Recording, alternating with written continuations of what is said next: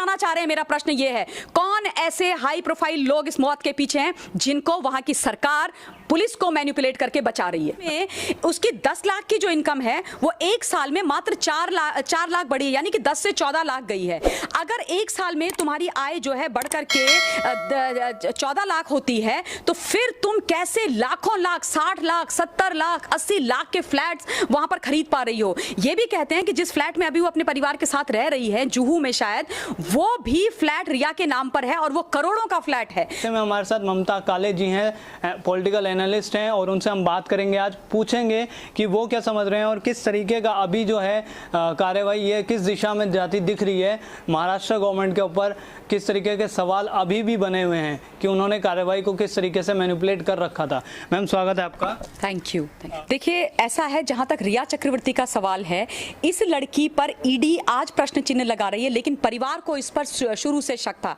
आपको जानकारी होगी और तमाम हिंदुस्तान अब इस बात को जानता है कि फरवरी 19 से लेके 25 तक मुंबई के डीसीपी के जो बांद्रा के जो डीसीपी थे, उनको लगातार परिवार ने ये मैसेजेस भेजे थे कि रिया चक्रवर्ती अपने परिवार के साथ मिल करके सुशांत सिंह राजपूत के पूरे बिजनेस को टेक ओवर करने की कोशिश कर रही है, उनको जो है पागल घोषित करने की कोशिश कर रही है, उनकी जिंदगी खतरे में है। तो परिवार ने ये बात बहुत पहले बोल दी थी कि पूरा उसका फाइनेंस, उसकी लाइफ, उसकी सोशल लाइफ, सब कुछ जो है रिया चक्रवर्ती कंट्रोल कर रही है। और वही चीज जो है एफआईआर में उनके पिताजी ने वहां बिहार के अंदर लिखवाई है, और उसी के तहत अब ईडी इन्फोर्समेंट डायरेक्टरेट इनको इंटरोगेट कर रही है। कल जो है 10 से 12 घंटे उनसे बातचीत हुई है, और आपको आश्चर्य होगा कि वो लड़की जिसका जब आईटीआर था जो निकला पब्लिक डोमेन में जो आया है, उसमें उसकी 10 लाख की जो इनकम है वो एक साल में मात्र 4 लाख बढ़ी है, यानी कि 10 से 14 लाख गई है।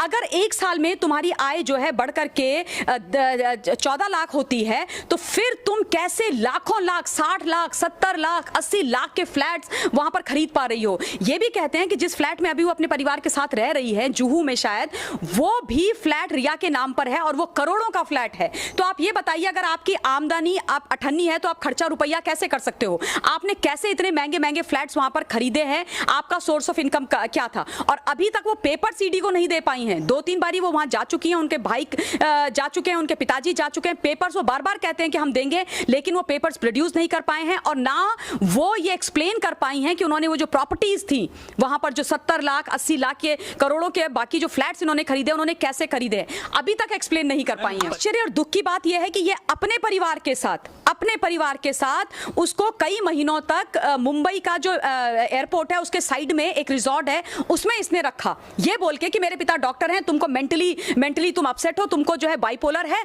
तो हम तुम्हारा इलाज करेंगे। और इलाज के नाम पर वो इसको सुशांत को ओवरडोज देती रही, जो खुद में एक क्राइम है, बाय द वे, खुद में एक क्राइम है, बहुत बड़ा क्राइम है। आप एक स्वस्थ व्यक्ति को अस्वस्थ कर रहे हो, मानसिक तौर पर अनस्टेबल कर रहे हो, बीमार कर रहे हो, इसका केस उस पर चलना चाहिए। मैं निवेदन करूंगी सीबीआई से और ईडी से भी कि इस चीज का भी संज्ञान ले। एक एक चीज, जिन डॉक्टर्स ने, अगर करसी चावड़ा कहते हैं कि उन्होंने इलाज किया, तो एक एक पेपर दिखाया जाए, एक एक पेपर निकाल कर लाया जाए और फिर बात की जाए।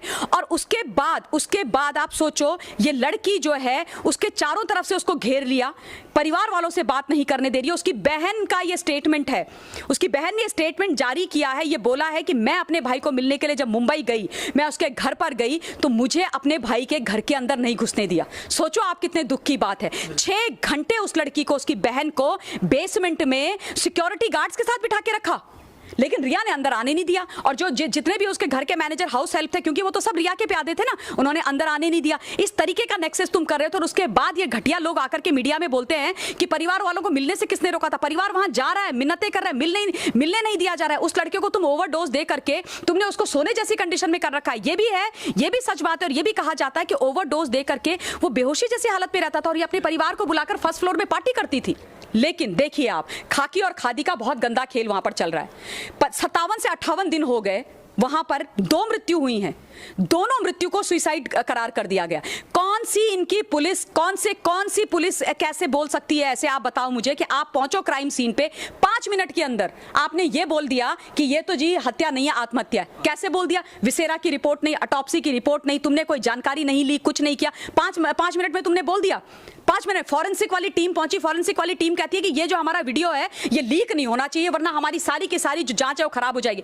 कौन सी जांच? और फिर वो वीडियो लीक कैसे हुआ? उसकी जो फोटोग्राफ्स हैं जो जिनमें वो बेड में एसएसआर लेटे हुए हैं और वो उनके फंदे का निशान है, वो सारी फोटोग्राफ्स लीक कर दी। किसने करी?